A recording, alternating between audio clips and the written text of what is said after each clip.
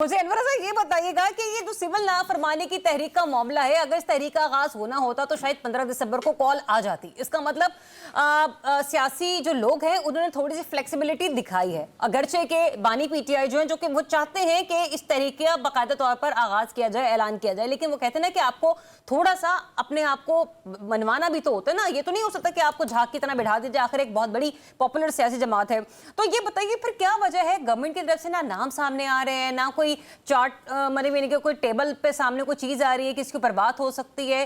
बड़ी अजीब सी, मतलब सिर्फ अफवाहें ही हैं, मुज़ाकराती दौर का तो होता हुआ आगाज हमें नजर नहीं आ रहा। जरा मैंने आपको पहले भी गुज़श्ता शो में एक अर्ज किया था, गुजारिश की थी कि सिविल नाफरमानी की तहरीक नहीं चलेगी।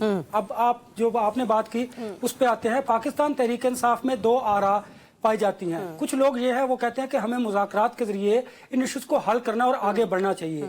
दूसरे जो आरा है, राय है, वो ये कहते हैं पीटीआई के अंदर लोग कि हमें इस तरह हुकूमत कमजोर करिए, हमें हार्ड लाइनर होना चाहिए और हमें जरा दूसरे तरीके से गवर्नमेंट के साथ आगे बढ़ने की जरूरत है। पाकिस्तान मुस्लिम लीग नून क्या चाहती है, अगर देखिए इस्टेब्लिशमेंट और पाकिस्तान तहरीक इंसाफ के मुज़ाकरात आगे बढ़ते हैं तो मुस्लिम लीग नून की नाकामी है और मुस्लिम लीग नून नाकाम नहीं होना चाहती।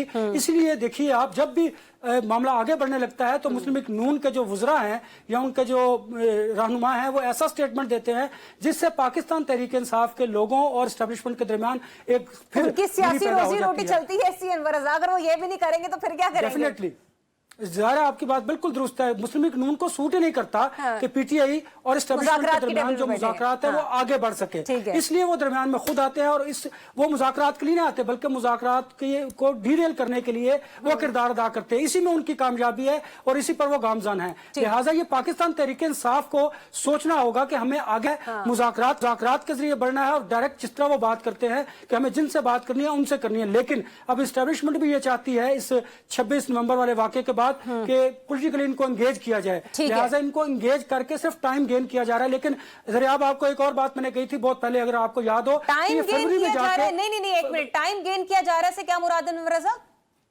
गवर्नमेंट चाहती है कि टाइम गेन किया जा सके। लेकिन फरवरी में आप देखेंगी, मैंने आपसे अर्ज किया था कि अनफोल्ड होंगी चीजें और फिर उस पे मुश्किलात जो है पीटीआई की आपको कम होती दिखाई देंगी। आपकी फरजा मुझे ये बताएगा शहबाज साहब ने ऐसा क्या कर दिया हमारे प्राइम मिनिस्टर ने कि उनके इत्तेहादी उनसे इतने रूठे रूठे फिर रहे हैं? थोड़ा बताइएगा इस्लामाबाद में क्या चल रहा है?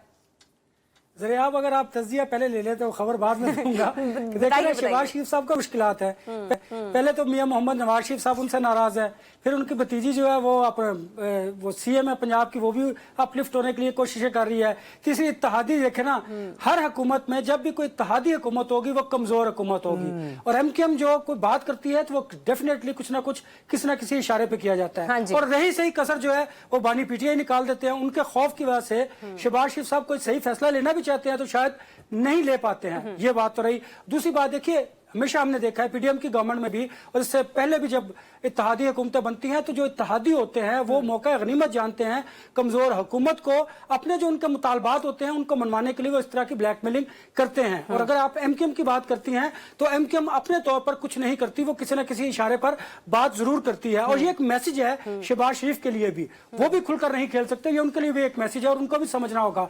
रही सही कसर उन्होंने अपनी पार्टी की पहले पूरी कर दिया है।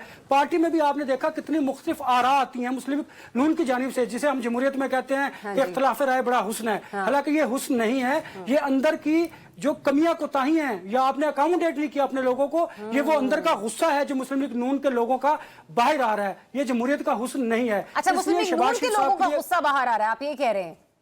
डेफिनेटली आ रहा है। आप देखिए ना, जो लोग इलेक्शन में कामयाब नहीं हुए उनका गुस्सा अपनी जगह पर, और जो लोगों को अकोमोडेट नहीं किया गया, जिनको वज़ारतें नहीं दी गई, एक मिनट, ये जो अकोमोडेशन की आपने बात की, लोग अपनी जगह पर दिला शिकवा किए बैठे हुए हैं। ठीक है रज़ा, मेरे पास गिनती के कुछ 50 सेकंड है, आप अपनी बात, आप कोई कमेंट लास्ट कंक्लूड करना चाहें?